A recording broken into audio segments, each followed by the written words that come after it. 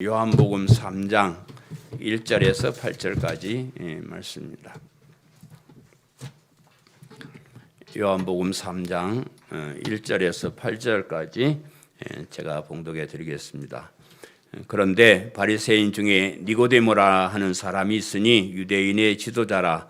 그가 밤에 예수께 와서 이르되 라삐여, 우리가 당신은 하나님께로부터 오신 선생인 줄 아나이다. 하나님이 함께 하시지 아니하시면 당신이 행하시는 이 표적을 아무도 할 수 없음이니이다. 예수께서 대답하여 이르시되 진실로 진실로 내게 이르노니 사람이 거듭나지 아니하면 하나님의 나라를 볼 수 없느니라. 니고데모가 이르되 사람이 늙으면 어떻게 날 수 있사옵나이까? 두 번째 모태에 들어갔다 날 수 있사옵나이까? 예수께서 대답하시되 진실로 진실로 내게 이르노니 사람이 물과 성령으로 나지 아니하면 하나님의 나라에 들어갈 수 없느니라. 육으로 난 것은 육이요 영으로 난 것은 영이니 내가 네게 거듭나야 하겠다 하는 말을 놀랍게 여기지 말라. 바람이 임으로 불매 네가 그 소리를 들어도 어디서 와서 어디로 가는지 알지 못하나니 성령으로 난 사람도 다 그러하니라. 아멘.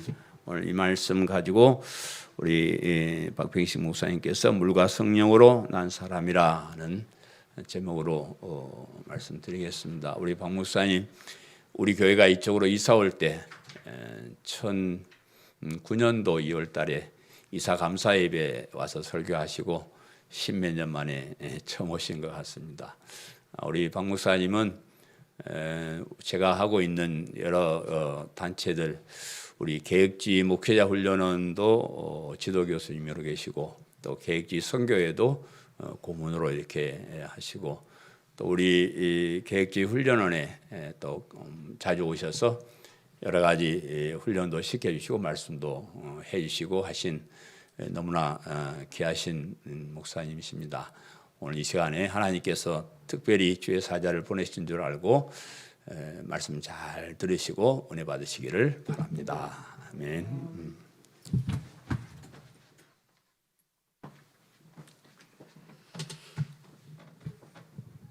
대단히 감사합니다.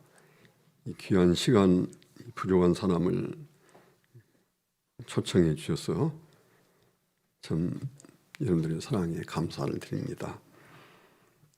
어느 날 한 사람이 예수님을 이렇게 방문을 했습니다. 여기 1절에 보면 그런데 바리새인 중에 니고데모라 하는 사람이 있으니 유대인의 관원이라 그랬습니다. 이 사람의 이름이 니고데모입니다. 이 사람은 바리새인입니다. 우리가 성경에 바리새인이란 말을 많이 이렇게 성경에서 봅니다. 이 바리새인은 그 두 가지 삶의 특징이 있는데 하나는 성경 말씀을 그대로 순종하는 삶을 바리새인들이 살았고 또 두 번째는 이 세상의 어떤 삶도 따르지 않고 이 세상과 분리된 그런 삶을 살았습니다. 이 바리새라고 하는 말이 분리된 사람이다 그런 뜻입니다. 분리된 사람이다. 세상과는 좀 구별된 사람이다. 어떤 한 개인이 그런 의미에서 나는 바리새인이다. 그래서 바리새인이 되는 것이 아니고 바리새파에서 한 사람을 보고 그 다음에 그 사람의 모든 삶을 평가를 해서 바리새인 자격이 있다. 그렇게 생각하면 바리새의 회원으로 받아주는 겁니다. 그러면 그때 이제 바리새인이 되는 거거든요. 그만큼 인정받는 사람이지요. 그런데 이 사람은 관원이라 그랬습니다. 오늘 여기 1절에 보면 관원이라고 하는 말을 다른 성경의 또 다른 부분에서는 공회의원이라 그렇게 얘기를 했고 또 일반적으로는 이제 사내들인 공의회라고 이렇게 또 얘기를 합니다. 또 어떤 때는 70인 공의회라 하고 여러 가지 그 명칭으로 이 이름을 부르는데 이 70인 공예라고 하는 것은 그 제사장들 가운데 제사장을 대표하는 사람 24명, 제사장이 뭐 어느 때는 수천 명, 보통은 몇백 명 되거든요. 그 중에서 가장 그들을 대표할 만한 모범적인 분이다 해서 24명을 제사장들이 선택을 하면 그 24명, 그리고 이제 바리새인들이 뭐 수천 명인데 이 바리새인들이 참 우리를 대표할 만한 사람이다 해서 이 바리새인이 뽑은 사람이 이제 24명. 그리고 이제 사두개인들은 성경을 늘 가르치고 또 그 성경 말씀을 연구하는 사람들인데 사두개인들이 이제 그들을 대표할 만한 사람 22명. 그렇게 하면 이제 70명이 됩니다. 70명이 되는데 이 당시는 로마가 이제 이스라엘을 식민지로 다스릴 때인데 그러니까 누구 말을 듣겠어요?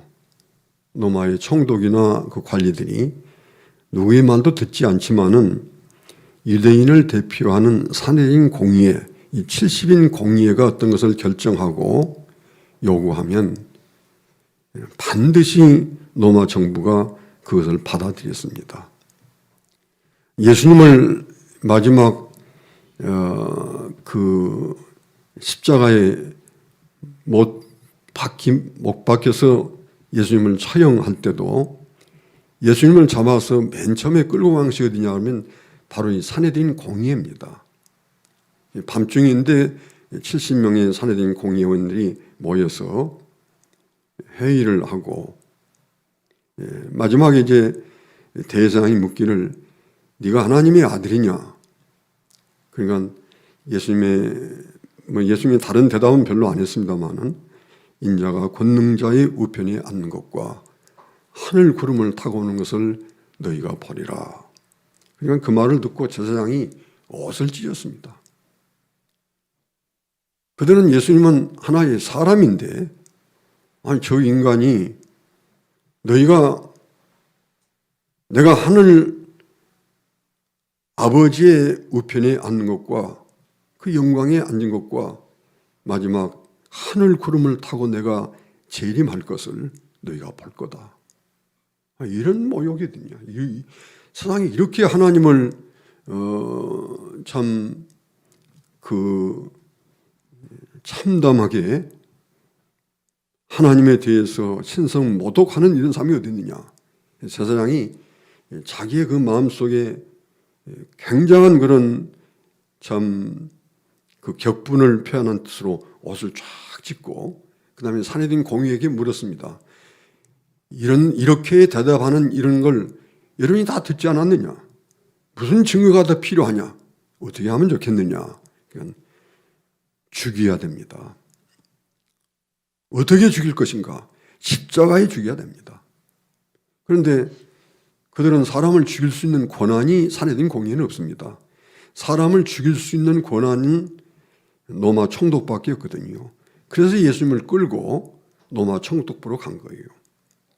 총독이 가만히 보니까 뭐 예수님에 대해서 많은 얘기도 들었는데 뭐 예수님을 죽일 죄인이라고 총독이 생각해 본 적이 없거든요. 그래서 여러분들이 성경을 보면 그 빌라도 총독이 어떻게 하든지 예수님을 놔주려고 여러 가지로 노력했습니다. 여러 가지 노력하고 마지막에는 뭐 할 수 없이 이제는 이들의 요구를 들어줄 수밖에 없을 때 그 총독의 부인이 사람을 보내서 그분에 대해서 함부로 처리하지 마십시오. 내가 그분 때문에 참 꿈에 너무 힘든 그런 꿈을 꾸었습니다. 빌라도가 그 말을 들을 때 더 참 마음속에 두려움이 있었습니다. 그래서 세숫대야에 물을 떠오너라 해서 물을 떠왔을 때 그 산헤드린 공의회 회원들 앞에서 손을 씻으면서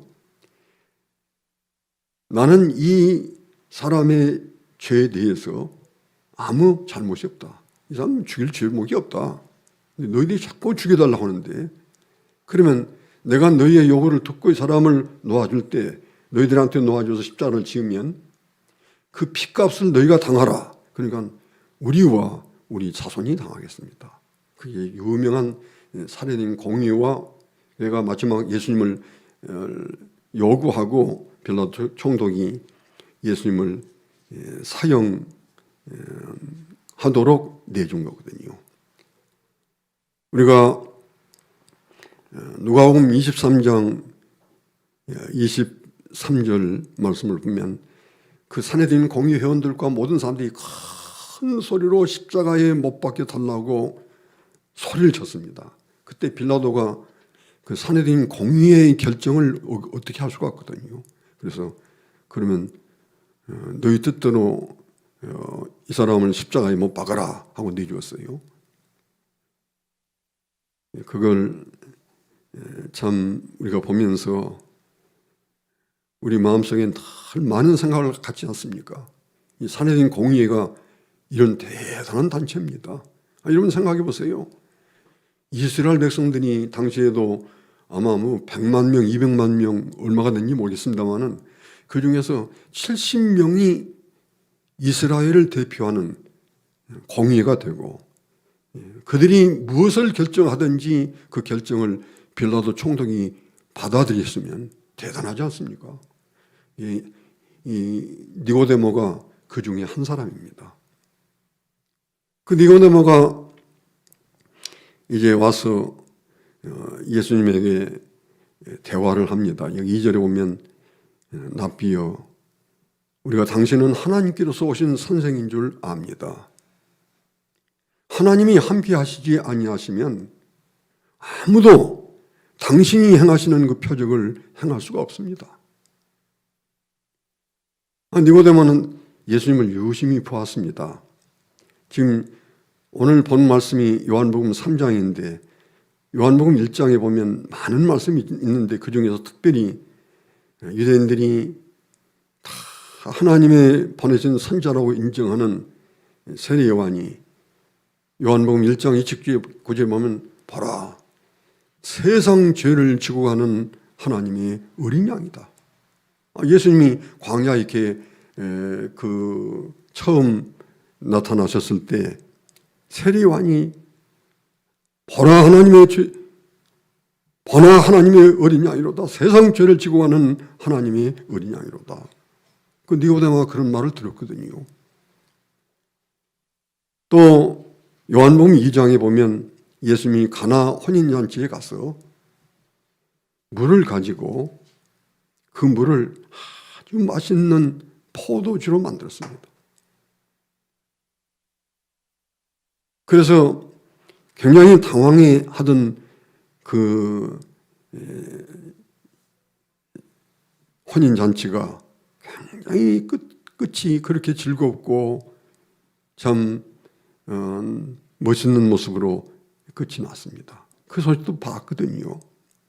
예수님이 성전에 가셔서 요한복음 2장을 보면은 성전을 청결케 했습니다. 그 장사하는 사람들이 있는데 우리가 성경을 보면 그 성전에 와서 장사하는 사람들이 어떤 사람입니까? 우리 같으면 쌀도 갖다 놓고 팔고 그 다음에 배추도 놓고 팔고 또 여러 참 건강에 좋은 음식도 팔고 그 다음에 생활용품도 팔고 그렇게 생각하시면 안 됩니다.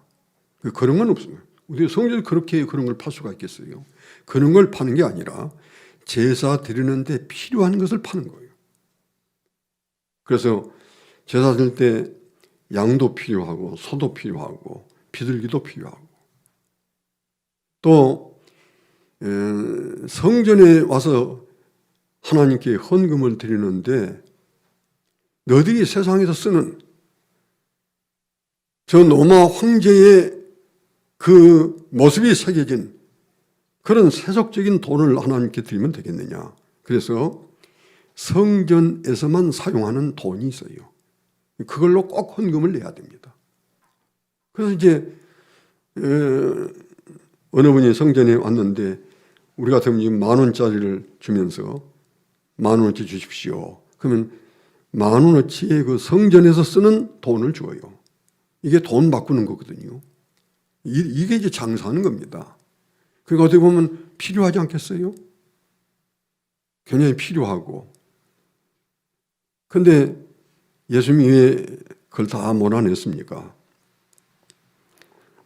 그 장사를 하는 사람들이 비둘기 한 마리에 가령 이제 뭐 2만 원이다 그러면 시장에 가면 2만 원이면 살 수 있어요. 근데 이제 딱 성전에서 시장에서 사온 비둘기는 못 들어오게 하고 비둘기는 반드시 이 안에서 이 성전 안에서 살아. 이거 이렇게 사야 우리가 제사 드릴 수 있다.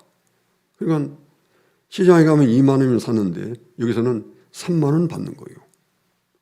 그러면 뭐 시장에 가면 2만 원이면 살 수 있는 것을 3만 원 되라면 사야지 어떻게 하겠습니까? 그렇게 뭐 다른 것도 마찬가지죠. 돈을 바꾸는 것도 마찬가지고. 그래서 이 장사하는 사람들이 많은 지금 성전에 제사하는 그 사람들이 얼마나 많습니까? 성전을 가득 메우게 사람들이 오는데 그 모든 사람들이 그렇게 성전에서 지금 제사하는데 필요한 것을 사가지고 오는데 그럼 이제 차익이 많이 남지 않겠어요? 그런데 이걸 누가 허락했습니까? 제사장들이 허락한 거거든요. 그러면 장사하는 사람과 제사장 사이에 어떤 우리 세상 말로 하면 썸씽이 있는 거예요. 오늘 순수익이 얼마냐? 오늘 한 1,000만 원 남은 것 같습니다. 그래? 그러면 너희들 수고했으니까 한 400만 원 너희가 갖고 600만 원은 우리한테 달라. 그래서 600만 원이 제사장들 수중으로 가는 겁니다. 예수님이 그걸 지금 책망하는 거예요. 성전이 이런 곳이냐? 성전은 만민이 기도하는 집인데 내가 성전에 와가지고 이렇게 제사장과 장사하는 사람들이 서로 성전을 이용해가지고 이건 하나님이 그래서 그렇게 하나님께 제사를 드리면 그 제사를 하나님이 받으시겠느냐? 예수님이 너무 격분해가지고 그래서 다 쫓아낸 겁니다. 그러나 예수님이 함부로 하신 건 아닙니다. 돈 바꾸는 사람들에게 돈 바꾸는 상을 뒤집어 엎었습니다. 뒤집어 보면 그 돈이 어디 떨어질까요? 그 코인이 그 바닥에 떨어지니까 다음에 예수님 가시면 다 그 사람들 주우면 되는 거예요. 근데 비둘기는 상자에 담아 있는데 비둘기를 날려보내면 그건 아무리 그 사람들이 와서 장사한다 하더라도 그건 안 되잖아요. 그러니까 성경에 보면 참 예수님이 지혜롭습니다. 비둘기 파는 사람들에게 이르기를 이것을 여기서 내가라. 자기들 손으로 이렇게 비둘기 상자를 들고 가게 했지. 막 비둘기를 막 상자를 두개 패고 비둘기를 다 날려보내고 그런 거 아닙니다.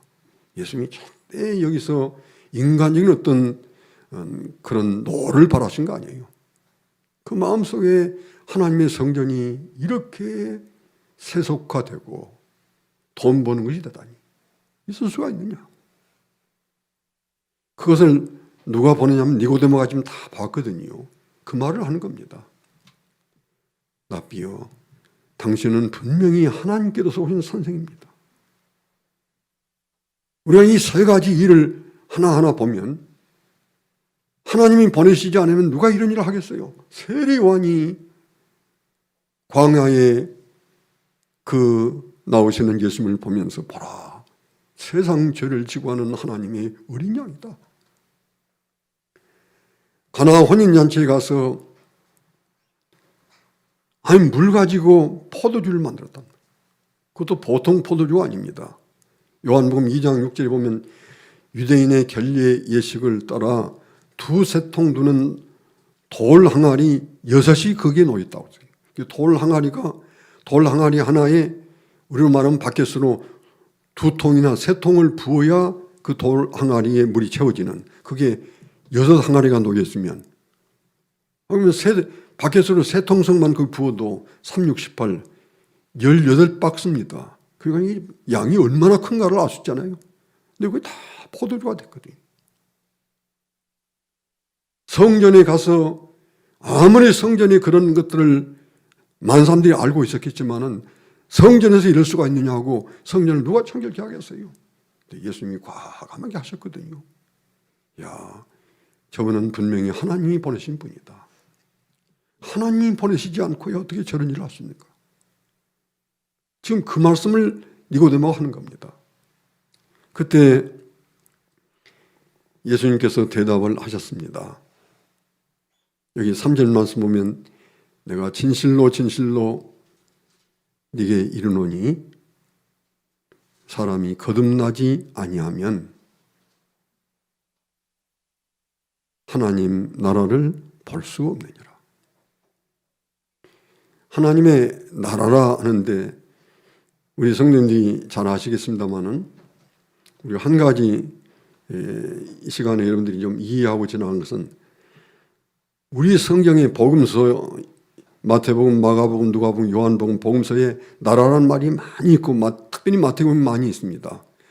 그 나라가 여러분 영어 성경에 보면 우리 여러분 가운데 그 영어를 모르신 분은 거의 없을 것 같습니다.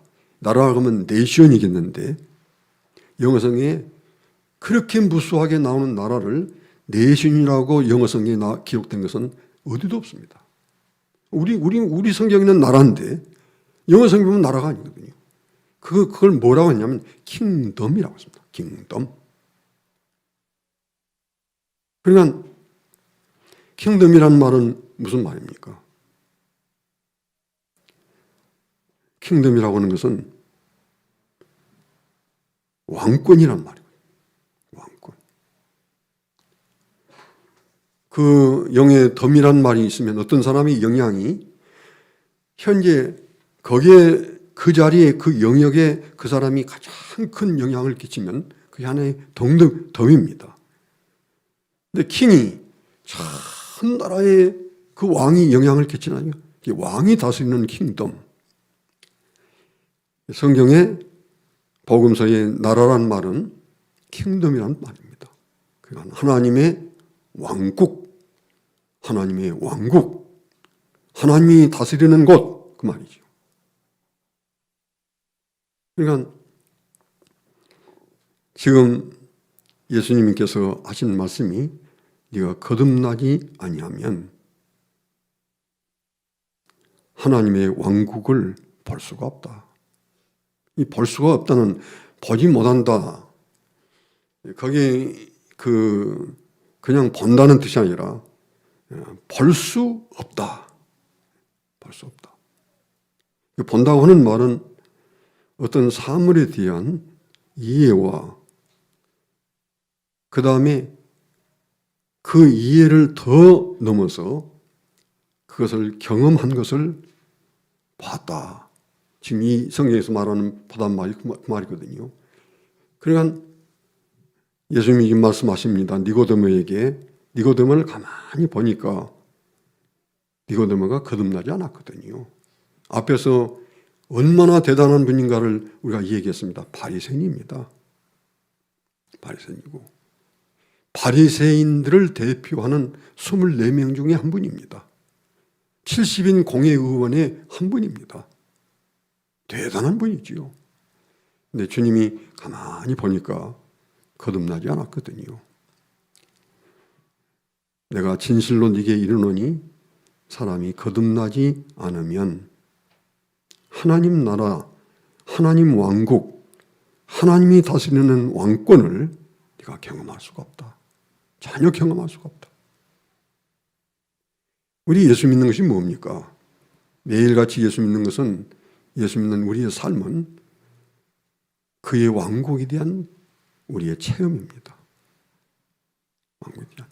제가 아침에 광성교회에 오는데 제가 용인에 살거든요.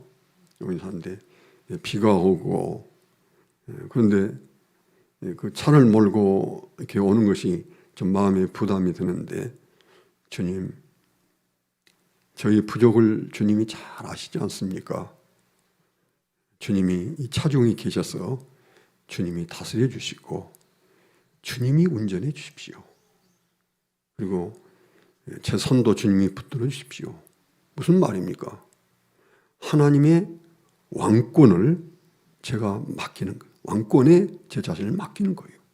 그래서 주님이 운전을 해서 여기까지 길 하나도 어디 흩어지지 않고 딱 여기까지 왔어요.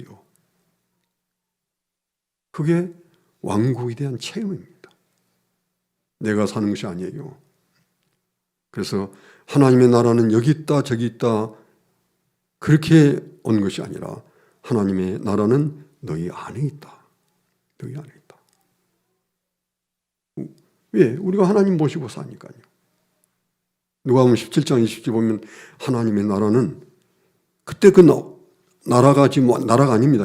하나님의 왕국은 하나님의 다스림이 네 안에 있다. 그 말이죠. 그러니까 이 말씀을 다른 말로 바꾸면 니고데모야, 너 대단한 사람인데 내가 보니까 너는 거듭나지 않았고 너는 하나님의 다스림, 하나님의 왕국과는 아무 상관없는 사람이다. 그 나라를 볼 수도 없는 사람이니까. 그 니고데모는 평생에 그런 말 처음 들었거든요. 그래서 니고데모가 예수님께 물었습니다. 이 4절 말씀 보면 아니 사람이 늙으면 어떻게 다시 태어납니까? 모태에 2번 들어갔다가 나올 수 있는 것입니까? 예수님 말씀 그대로 보면 다시 태어나야 된다니까.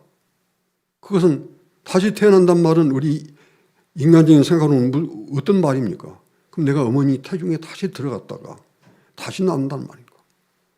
니고데모가 그 말을 이해할 수 없는 것은 아마 니고데모가 유대인들이 보통 키가 크거든요.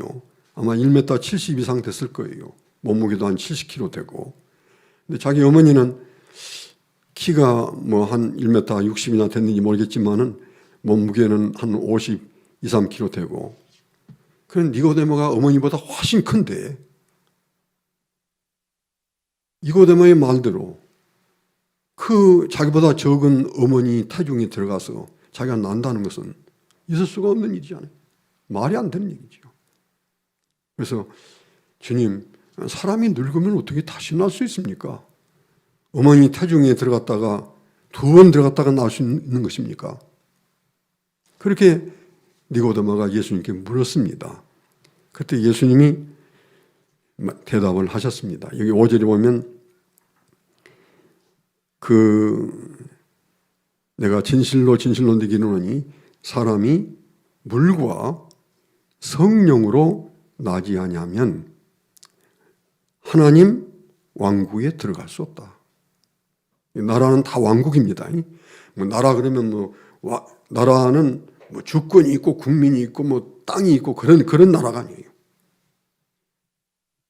제가 다시 말씀드린다면 물론 헬라어 본문에도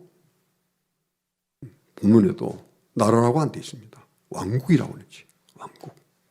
그래서 우리 생각을 많이 고쳐야 될 것 같아요. 특별히 사복음서에 나오는 나라 가운데 아까 말씀드린 대로 우리가 보통 이해하는 나라의 개념인 그런 네이션이란 말은 영어 성경에 어느 영어 성경에도 한 번도 없습니다. 왜냐하면 그런 나라가 아니니까요. 그래서 나라라는 말을 우리가 좀 바꾸어서 왕국이다, 왕권이다, 하나님의 다스림이다. 그렇게 여러분들이 이해를 하셔야 됩니다. 그래서 물과 성령으로 나지 아니하면 하나님의 다스림을 절대 받을 수 없고 절대 그 왕국에 들어갈 수도 없고 그게 이제 니고데모에게 주는 주님의 말씀입니다.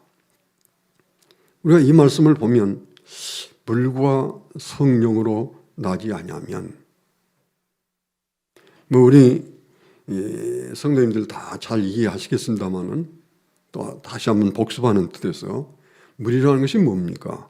물이라는 것은 성경 여러 곳에 있습니다만은 에베소 5장 26절 보면 물로 씻어 곧 말씀으로 깨끗하게 하사 그랬어요. 곧이라고 하는 말은 어쩌든지 동일 표시한 거거든요. 곧 하는 말은. 그러니까 내가 곧 박병식이다. 그러면 내가 박병식이고 박병식이 나지요. 이 곧이거든요. 그러니까 말씀으로 씻어 물로 씻어 곧 말씀으로 깨끗하게 하사 할 때 물은 곧 말씀이다 그 말이에요. 우리가 베드로전서 1장 24절에 보면 너희가 거듭난 것이 썩어질 씨로 된 것이 아니요 썩지 않은 씨로 된 것이니 하나님의 살아있고 항상 있는 말씀으로 되었느니라. 너희가 어떻게 거듭났느냐? 한마디 말하면 말씀으로 거듭났다. 말씀으로. 그 말씀이죠. 그래서 예수님의 말씀을 이제 요한복음 3장 5절에 있는 말씀대로 가지고 우리가 대답할 때 혹 어떤 분이 우리는 말씀과 성령으로 거듭났다. 그렇게 말씀을 하시면 그 말씀이 옳은가 틀린가 할 때 틀립니다. 틀립니다. 성경이 있는데요. 그래서 성경이라는 것은 그래서 성경을 우리가 더 깊이 보고 해석이 필요한 거거든요. 성경을 딱 엿자적 그대로만 봐서 이해 못할 성경은 무지하게 많습니다. 그러니까 목사님 예수님께서 물과 성령으로 나지 아니하면 하나님 왕국에 들어갈 수 없다 그랬는데 여기 분명히 주님이 말씀하지 않았습니까? 근데 왜 목사님 틀렸다고 합니까? 그건 맞지 않습니다.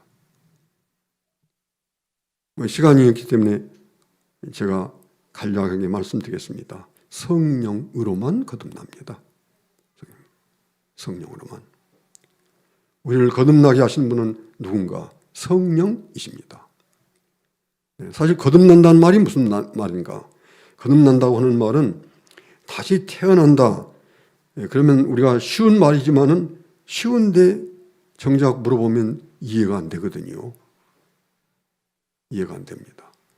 우리 교인들에게는 참 재밌는 게 많습니다. 제가 혹 교인들이 한 100명 앉아 있는데 A4 용지 한 장씩을 다 드리고 여러분 거듭남이 무엇인지 이해되는 도 쓰십시오. 그러면 제가 이제 그런 비슷한 시험을 전에 한번 낸 적이 있습니다. 근데 답이 딱 맞는 답을 쓴 분은 거의 없습니다. 거의 없어요.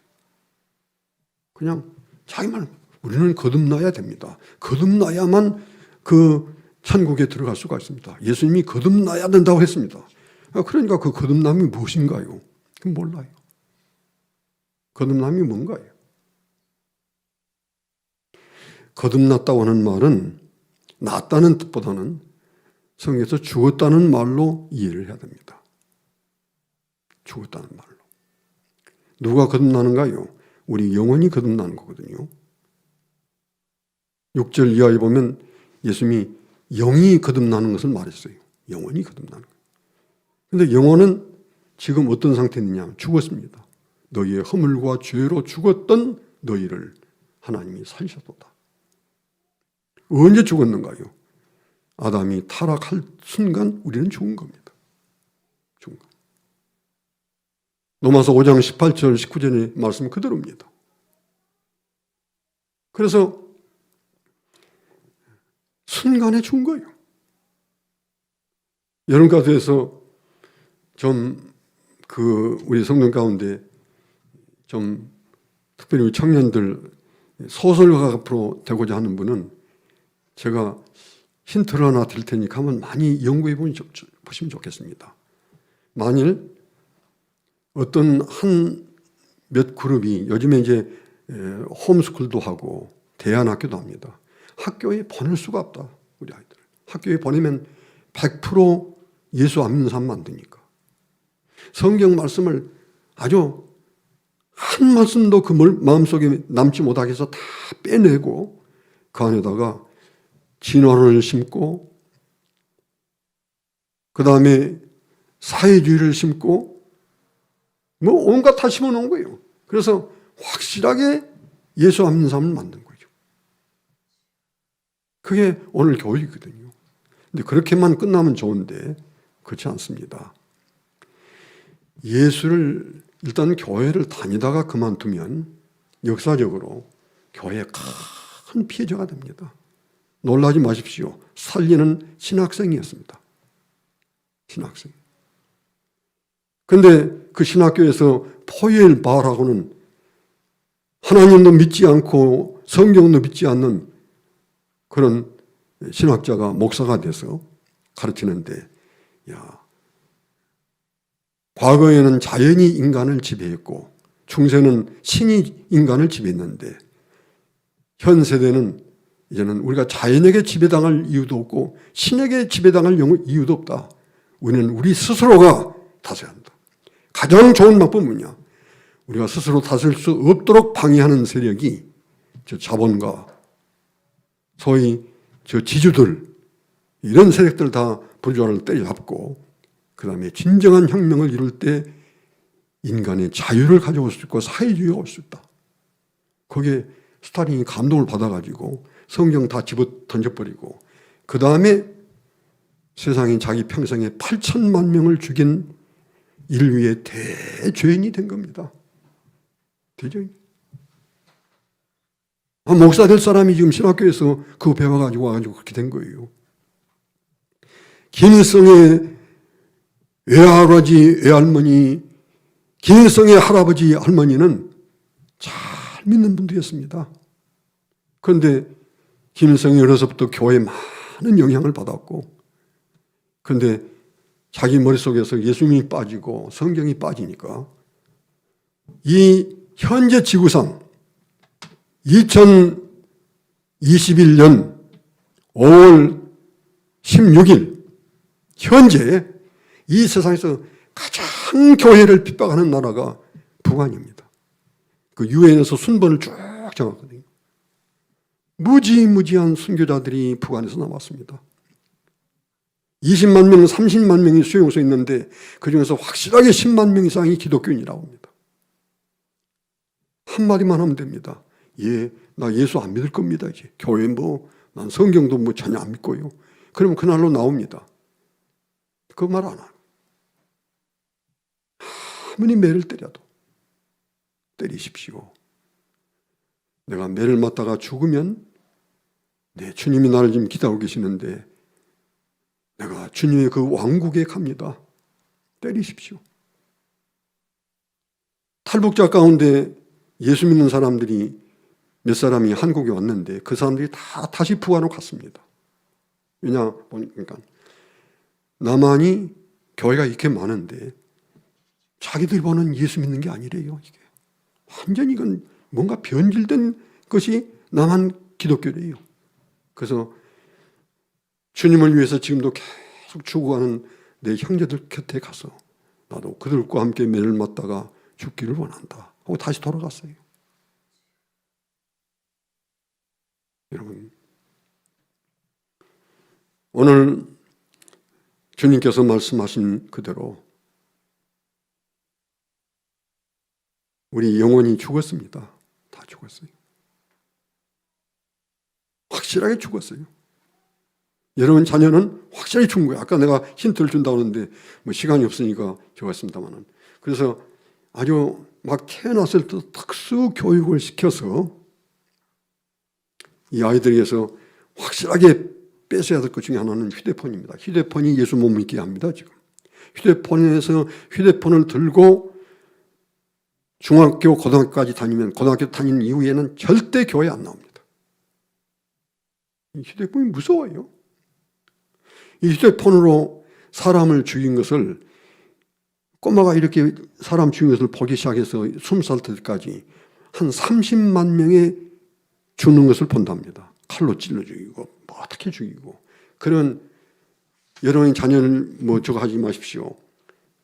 얼마 전에도 한국에서 예수 잘 믿는 자녀가 미국에 가서 공부하다가 여러분 아시는 대로 갑자기 총을 들고 나와서 그때 30몇 명을 쏘아 죽였지 않았습니까? 왜 그렇게 할 수 있습니까? 휴대폰에서 본 대로 하면 아무 거리낌 없이 총을 주면 쏠 수 있대요. 지금 우리 자녀들 그렇게 만드는 거예요, 지금 이 세상이. 사람은 5가지 욕심이 있습니다. 무력이 있고, 무력 있잖아요. 또 점심 안 먹으면 막 배가 고프잖아요. 식욕이 얼마나 중요한데요. 식욕이 있고, 저녁이 되면 꼭 잠을 자야 돼요. 잠 안 자면 그것도 뭐 안 됩니다. 꼭 잠을 자는. 그래서 수면력이 있고, 사람은 그래도 자기 이름을 날려야 되잖아요. 그래서 명예욕이 있고, 그 중에 성욕이 있습니다. 근데 이 세상은 누구도 무력에 대해서, 식욕에 대해서, 수면력에 대해서, 명예에 대해서 말 안 씁니다. 이건 뭐 거의 타치 안 합니다. 그리고는 성욕에 대해서만, 야, 그 사귀는 게 좋은 거야. 사귀면 좋아. 사귀면 뭐 한 일주일 돼서 그러면 이제 입을 맞춰도 돼. 이게 이제 그냥 요즘에 예수 안 믿는 교사들이 흔히 할 수 있는 말이고, 심지어 뭐 유치원 아이들에게 남녀가 그렇게 서로 잠자는 그 그림을 그려가지고 이렇게 보여주면서 이건 나쁜 게 아니고 좋은 거야. 그래서 야동을 어렸을 때부터 어른보다 더 많이 보고, 여러분 성적으로 타락하면 인간성 자체가 망가집니다. 인간성 자체가. 우리 딸아이가 아버지, 내 친구가, 고등학교 친구가 나한테 울면서 자기가 낙태 수술을 4번을 했는데, 남자가 착과를 해서 4번을 했는데, 나이가 됐고 그래서 결혼을 하려고 하는데 남자친구가 우리 그만 사귀자. 내가 지금 뭐 다음 달 언제 결혼한다. 그래가지고 통곡하면서 운다는 거예요. 그럼 나는 어떻게 하냐. 4번이나 내가 낙태를 하고 이 나이가 돼서. 근데 그 남자가 그런데요. 네가 알아서 그건 해야 될 일이지 그건 나한테 책임을 지냐? 그것이 우리 현재 청소년들의 현 주소입니다. 아니요. 무력도 욕심난다고 함부로 뺏어오면 도둑놈이 되는 것이고, 식욕도 먹고 싶다고 해서 아무거나 먹을 수 있습니까? 뭐 점포에 뛰어들어가서 돈이 있어야 사 먹는 거고, 잠자리가 제대로 있어야 잠을 자는 거고, 다 명예욕도 그만큼 자기 이름 날리기 위해서 공부하는 게 뭐가 나쁜 게 있겠어요? 그렇게 할 수 있는데, 성욕만은 무조건 풀어집니다. 뭐 남편이 있든지 아내가 있든지 서로 만나서 그저 여관 출입을 한다. 그 다음에 그걸 남편이 알았습니다. 세상에 내가 당신 남편이야. 남편을 둔 여자가 아니, 세상에 다른 남자가 와서 잠자를 할 수 있어? 그러면 그게 뭐가 죄인데? 헌법을 읽어봐. 헌법이 죄 아니야 그게. 응? 헌법에 15살만 넘으면 서로가 동의하여서는 뭐 부모가 있든지 자기 가족이 있든지 무슨 뭐 남편이 있든지 뭐 아내가 있든지 상관없어. 그러나 그것이 우리나라 헌법입니다. 그 속에서 우리가 산다는 것이 참 우리 마음속에 불행한 일이지요. 불행한 일이죠. 그것이 오늘 인간의 삶인데, 여러분 가운데 그것을 한번, 그래서 어려서부터 잘해서 죄인으로 태어났으니까 그 영혼은 죽은 것이지만은 거듭남이 2살, 3살이나 4살 때부터 거듭나게 할 수도 있습니다. 매튜 헨리가 쓴 그 66권 성경을 다 추석을 했는데 그분의 그 서론을 보면 그는 7살 때 거듭났다고 합니다. 그리고 확실하게 복음을 얘기했고, 성경 여기저기를 들어서 확실하게 거듭남에 대해서 얘기했고, 그게 달라지죠. 그래서 그게 달라지면 인간의 IQ가 뭐 144, 뭐 150, 170이면 대단한 천재고, 그런데 7살 되기 전에 거듭남을 받고 이 세상에 어떤 것도 세 속에 물들지 않고, 그래서 성경 말씀을 깊이 알고 성경을 깨달으면 확실하게 그렇게 자란 아이가 IQ 1000이 넘어갈 수 있습니다. 그리고 어떤 사람은 얘기합니다. 우리가 확실하게 믿는 것은 뭘 보고 할 수 있느냐? 창세기 2장 20절에 보면은 하나님이 아담이 어떻게 이름을 짓는가 보려고 모든 짐승과 새를 다 아담한테 끌어안았는데 아담이 각각 일컫는 바가 그 이름이 됐다고 했어요. 그러니까 가축이나 짐승이나 기어다니는 것이나 공중의 새를 다 이름을 지었어요. 이름을 지었는데 중요한 것은 이름 짓는 것이 문제가 아니라 이름을 지을 때는 다 그 짐승의 특징대로 이름을 짓는 거거든요. 그냥 짓는 거 아니지 않습니까? 그런데 아담이 이름을 짓고 난 후에 한 3일 후에 소를 만났습니다. 근데 내가 이걸 뭐라고 했더라? 그럼 이름 짓나 마나지요. 근데 최소한 아담이 그렇게 지을 수 있는 것이라 그러면 최소한 몇백만 가지라고 합니다. 몇백만 가지. 몇백만 가지를 아담이 이름을 짓고 그 다음에 한 달 후에 만나도 소, 돼지, 그 다음에 까치, 비둘기 다 알아내는 거예요. 그러면 실제 그렇게 아담 이후로 우리가 타락하지 않고 오늘까지 왔다 그러면 컴퓨터 자체가 필요 없다고 합니다. 컴퓨터를 전에 3일 빌딩 있을 때 어느 분이 그렇게 3일 빌딩이 제일 높을 때 뭐 여의도 60 뭐 몇 층 빌딩 없을 때 그때 3일 빌딩이 있을 때 3일 빌딩 지하에서부터 31층까지 컴퓨터로 꽉 채워놓고 타락하지 않은 한 사람이 이렇게 많은 컴퓨터와 딱 어떤 내기를 했을 때 사람이 이기는가 컴퓨터가 이기는가 때 확실하게 사람이 이깁니다. 컴퓨터 100대를 놓고 가령 뭘 물으면 그러니까 뭐 몇백만 가지라도 머릿속에 뭐 외웠는데 잊어버리고 외웠는 거 이름 그런 게 없지요.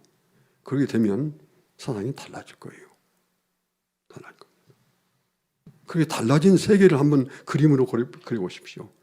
그러면 확실하게 그런 세대가 우리 앞에 온다 그러면 그 사람은 3년 이내에 저 하늘에서 모든 더러운 공기를 물러내고 그 다음에 다시 남극에 얼음이 얼기 시작하고 그 다음에 지구가 사계절이 정상적으로 다시 돌아오기 시작하고 우리 같으면 이제 10월 말쯤 되면 눈이 오기 시작하고 얼마나 좋습니까?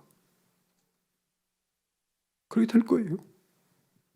아마 무기를 막 사람 죽이는 무기만 개발을 하는데 아마 그런 분들이 앞으로 이 세계를 운영해 가면 그럴 필요가 없이 저기 가면 뭐 블랙홀이라는 게 있지 않습니까? 우주에는 블랙홀이라는 것이 아무리 큰 덩어리도 뭐 달보다 몇 배 큰 덩어리도 블랙홀의 그 영향하에 싹 들어가면 싹 들어가서 콩알만해진대요. 지구도 그 안에 들어가면 콩알만해진다고 하거든요. 그런 블랙홀이 있는데 그 블랙홀의 원리를 이용해 가지고 대한민국 같으면 대한민국에 뭐 4km나 10km 해서 블랙홀 같은 것을 딱 해놓고 중국이 몇만 발의 포를 쏘고 몇십만 발의 좀 폭탄을 쏘아 부어도 거기서 다 흡수해서 아무것도 안 하고 조용. 요즘에 이스라엘이 얼마나 확실하게 참 막아냅니까? 그런 식으로 아이돔이 이렇게 한다는 식으로 그렇게 할 수 있지 않겠어요? 여러분, 그렇게 소중한 영혼이 죽어버렸어요. 그리고 여러분의 자녀들은 새카맣게 죽은 영혼으로 태어나요. 그걸 믿으셔야 돼요. 제가 송파 제일교회에서 어느 날 제가 이렇게 말씀을 전하는데 근데 보니까 맨 앞에 저 거창고등학교 그 전교장이 와서 앉아 계시더라고요. 제가 그분을 좀 아는데 그래서 예배 끝난 후에 식당에 가서 식사를 하면서 아니 어떻게 장로님 어떻게 여기 오셨습니까? 그랬더니 그때 노무현 대통령이 대통령 때문에 대통령이 나를 보자고 그래서 좀 왔습니다. 아 대통령이 장로님 왜 보자고 할까요? 아마 거창고등학교가 유명하다 그러니까 하도 교육에 대해서 고민이 많아가지고 저를 부른 것 같습니다. 그럼 뭐라고 가서 말씀하실랍니까? 뭐 교육은 이렇게 해야 됩니다. 학제는 이렇게 해야 되고 뭐 학생들은 이렇게 하는데 그런 말은 한마디도 안 할 겁니다. 그럼 무슨 말을 할 것입니까? 대통령님 짠 두이에 교육 철학을 바꾸십시오. 교육 철학을. 짠 두이는 인간은 하얀 그림과 같고 그 다음에 아무것도 거기에 쓰임바 없는 하얀 백지장과 같은데 여기다가 무엇을 그리냐에 따라서 우리 아이들이 달라진다. 그래서 인간의 철저한 성선설에 기초한 교육이 아닙니까? 거기에 문제가 있는 겁니다. 왜 문제가 있는 줄 아십니까? 대통령님. 그게 사실은 그렇지 않거든요. 하나님이 인간은 그렇지 않습니다. 그래서 나는 성경 말씀대로 철저하게 인간은 아무리 어머니 아버지가 훌륭한 사람이라도 아주 새카만 비계덩어리 같은 것으로 그 영혼이 그 안에 들어있는 사람으로 태어난다. 나는 그렇게 믿습니다. 그러니까 한 아이를 볼 때 완전히 백지장처럼 하얀 저렇게 깨끗한 아이에게 무슨 교육을 시킬 것인가 그렇게 접근한 것과 그건 사실 아닌데 아주 새카만 완전히 죽어버린 그런 모습으로 세상에 태어난 그 아이를 보는 것은 교육의 접근 자체가 다릅니다. 그건 맞습니다. 그러니까 우리 학교에서 이런 변화가 저기 거창군에 뭐 조그마한 시골 학교가 무슨 전국적으로 이렇게 이름 날 거 뭐 있겠습니까? 그래서 내가 철학을 바꾸십시오. 근데 제가 웃으면서 그럼 대통령이 좀 들을까요? 에이 그 말을 듣겠습니까? 웃으면서 그냥 점심 먹고 헤어지면 되겠지요. 여러분 예수님 말씀이 그 말입니다. 영혼이 죽었어요. 살아서 나온 사람 아무도 없어요. 새카맣게 죽었어요. 에베소 2장 1절에 있는 말씀처럼 너희의 허물과 죄로 죽었던 너희를 살리셨도다. 그때 내가 이 세상 풍속을 줬고 공중의 권세 잡은 자를 땄으니 곧 지금 불순종의 아들들 가운데서 역사하는 영이라. 세 가지 거기 모습이 있습니다. 세상 풍속대로 사는 거예요. 여러분 목사님의 아들이 장로님의 아들이 집사님의 아들이 예수 잘 믿습니까? 아니요. 절대 그렇지 않습니다. 신앙은 각자 자기 책임이거든요. 그렇게 잘 믿는 부모님이 계셔도 그 아이는 새카만 아주 전혀 살아있지 않는 그래서 하나님 말씀에 영향이 없고 성경 영향이 없이 자라면 세상 풍속을 따라갑니다. 연애? 하고 일찍 갈수록 좋은 거예요. 뭐 요즘에는 뭐 우리 이제 외국에서 그런단 말을 듣는데 우리나라도 그런다고 합니다.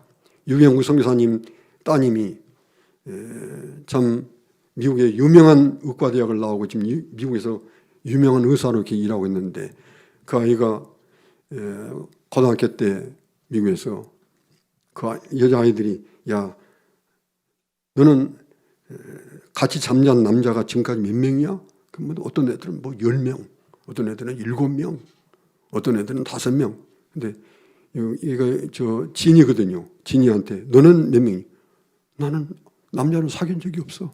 그러니까 거짓말쟁이라고 다 손가락질하고 놀려대고 세상에 이것도 인간이냐? 이것도 인간이냐?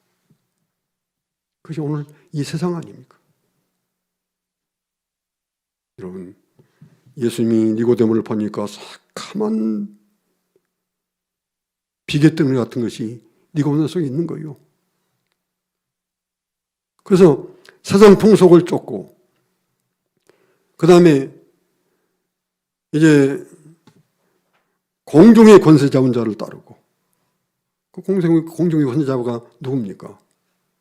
마귀지요. 여러분, 니고데모에게 거듭나야 된다. 그 말이 무슨 말인가요? 바꾸란 말이죠. 근데 이게 왜 새카맣니까? 왜 새카만가요?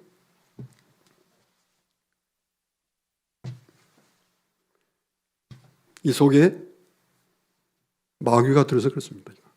공중이 권세자병한 지배하고 있으니까 이게 죽었어요. 이 새카맣다는 말은 영혼 자체가 절대 살아있지 않습니다. 죽어 있습니다. 이거. 그러면 이걸 살릴 수 있는 방법이 뭐예요? 살릴 수 있는 방법은 이 안에 성령님이 들어가서 이 사람이 하나님의 왕국이 돼야 돼요. 성령님이 다스리면 그게 왕국이에요. 아까 나라란 말을 우리가 바꿔야 좀 더 신앙에 가까워진다고 했습니다.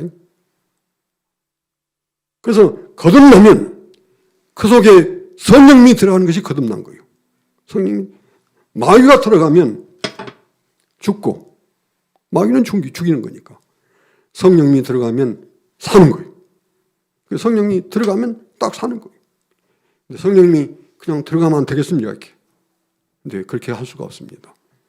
반드시 성령님을 우리를 살리실 때 들어가면 사는데 들어갈 수가 없어요. 그래서 성령의 방법은 말씀이 그의 방법입니다. 방법. 여러분이 집을 지으려면 포크레인이 와가지고 땅을 파는데 뭐 포크는 필요 없어요. 내가 할 수 있어요. 하고 누가 호미자루 하나 가지고 와서 파면 1년을 파면 되겠습니까? 10년을 파면 되겠습니까? 그렇게 해가지고 무슨 집을 짓겠어요?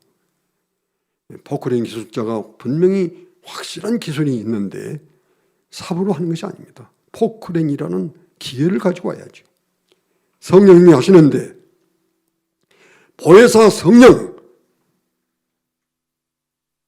곧 내 아버지께서 보내신 성령 그가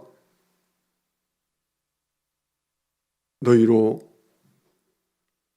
나를 생각하게 하고 내가 말한 너에게 말한 모든 말씀을 생각나게 하리라. 성령님이 딱 들어오는데 그냥 들어오실 수 없습니다. 우리가 계속 하나님의 말씀을 듣는데 어느 날 그 말씀이 딱 믿어지는 거예요. 딱 믿어지는 거예요. 이상하다. 저는 모태신앙이니까 그리고 제가 중학교 들어가면서부터 주일 물론 중등부 예배 있지요. 큰 교회인데 중등부 예배 있지만은 중등부 예배 가는 건 물론이고 오전 예배 어른들과 함께 드는 오전 예배 한 번도 빠진 적이 없습니다. 고등학교 가서는 3일 밤 예배도 빠진 적이 없고 새벽 예배도 거의 안 갔습니다. 그런데 대학 다닌다고 서울 왔는데 별로 믿어지는 게 없어요. 그래서 정말 하나님이 계시는가? 그간에 그 많은 것이 어떻게 다닌 겁니까? 그래서 내 일생에 처음으로 그때까지의 삶도 그렇지만은 그 이후의 삶도 주일날 한 번 교회에 안 간 적이 있었는데 딱 그날은 저 서울운동장이 저쪽에 종로 5가에 6가에 있을 때입니다. 그때 야구장이 거기 안 있었습니까? 그 서울운동장에서 야구를 하는데 그때 내가 가서 예배를 드릴 11시에 앉아가지고 야구 구경을 했습니다. 근데 막 사람들이 홈런 치니까 좋아하고 있는데 이상하게 하나 있는 것은 하나도 재미가 없더라고요. 얼마나 마음이 불안한지. 그래서 그 다음 주일에는 이렇게 불안해가 좀 안 되지. 그래서 교회를 갔어요. 교회를 갔는데 믿는 건 없지요. 그러다가 고민을 했는데 삼각산 제1기도원에서 우리 고신 목사님이 집회를 하시는데 조용하게 성경 말씀 한 절 한 절 읽으면서 하는데 그때 제가 그래서 예수님이 십자가를 진 거구나. 내가 이런 사람이 있는데 예수님 십자가를 믿음으로 비로소 내가 하나님의 나라가 내 속에 들어오고 하나님 나라에 가는구나. 그때 눈물이 얼마나 쏟아지는지. 나는 한 번도 성경을 시도는 수도 없이 많이 해봤지만은 창에서부터 요한계시록까지 읽어본 적이 없습니다. 그런데 집에 돌아와서 한두 달 안에 성경을 몇 번을 보고 세상에 이렇게 좋은 책이 하나님 좋은 말씀이 있는가? 여러분, 마귀가 들어오면 영혼은 죽고 성령이 들어오시는데 성령이 들어오실 때 반드시 말씀을 가지고 들어옵니다. 말씀 가지고. 그래서 우리 양 목사님 말씀을 전하는데 그 말씀이 어느 때 우리 자녀들 마음속에 딱 와서 부닥치면 그게 그 안에 성령님이 들어오신 겁니다. 달라져요. 확실히 달라져 버려요. 완전히 변화가 돼요. 주님의 말씀이 그 말씀이거든요. 그러니까 어떻게 거듭납니까? 성령이 우리를 거듭나게 하십니다. 근데 성령이 어떻게 하십니까? 성령이 말씀으로 우리를 거듭나게 하십니다. 말씀으로. 당신은 거듭났습니까? 예, 거듭났습니다. 증거가 무엇인가요? 나는 양 목사님 말씀을 전할 때마다 그 말씀이 믿어집니다. 말씀이 믿어지는 것이 거듭난 거예요. 성령이 믿게 하는 거니까 계속해서. 거듭남이 무슨 굉장한 체험이 있고 불이 떨어지고 그런 게 아닙니다. 여러분, 오늘 주님께서 육으로 나는 것은 육이요 영으로 나는 것은 영이니 내가 네게 거듭나야 하겠다는 말을 기억하지 말라. 바람이 임의로 불매 네가 그 소리를 들어도 어디서 오며 어디로 가는지 알지 못하나니 성령은 난 사람이 다 이러하다. 무슨 말입니까? 거듭났는데 언제 거듭났습니까? 모르죠. 바람이 어디서 왔는지 모르듯이 모르지요. 저 구원파에서 거듭난 것은 거듭난 년과 일과 시를 알 수 있다. 그건 그래서 이단입니다. 거듭난 것은 후지식이라고 합니다. 거듭났을 때는 정작 몰랐는데 후에 보니까 그렇게 말씀이 어느 때인가 저는 삼각산 기도원에 갔을 때 그때 거듭났습니다. 세상에 그렇게 달라질 수가 없어요. 세상이. 무슨 대단한 말씀을 한 것도 아니고 마태복음 11장 가지고 요한이 제자를 보내면서 오실 그 이가 당신입니까? 우리가 다른 일을 기다립니까? 그 말씀을 쭉 해석하는데 그렇구나. 예수님이 그래서 십자가를 짓고구나. 죄송합니다. 제가 아무리 생각해도 또 광성교회에서 또 오라고 하실 것 같지는 않고 그래서 하다 보니까 지금 시간이 많이 넘었는데 이제 여러분들이 그렇게 많이 이해해 주시면 감사하겠습니다. 제가 거듭남에 대해서 조금 더 정리를 해야 되겠습니다만은 그것은 우리 양 목사님이 다 이미 아신 거고 오늘 다른 건 몰라도 거듭나지 않으면 안 된다. 거듭나지 않으면 여러분은 하나님이 여러분과 함께 계시는 그 왕국에 대한 경험을 절대 할 수 없습니다. 한순간도 하나님이 여러분을 붙드시는 것을 볼 수도 없고 믿을 수도 없습니다. 왜? 거듭나지 않았을까요? 거듭나야 그의 손이 나를 붙들고 계시고 그가 나를 이끌어 가시고 그분이 나로 하여금 깨닫게 해주시고 그런 삶이 오는 겁니다. 그러니까 거듭나는 것은 말씀, 성령은 반드시 말씀 가지고 하는데 말씀 가지고. 제가 한번 기도하겠습니다. 사랑의 주님, 너무 감사합니다. 주님께서 세우신 주님의 몸된 교회, 광성교회를 통해서 지금까지 주님 영광 받으시고 주님의 일을 이루어 오셨습니다.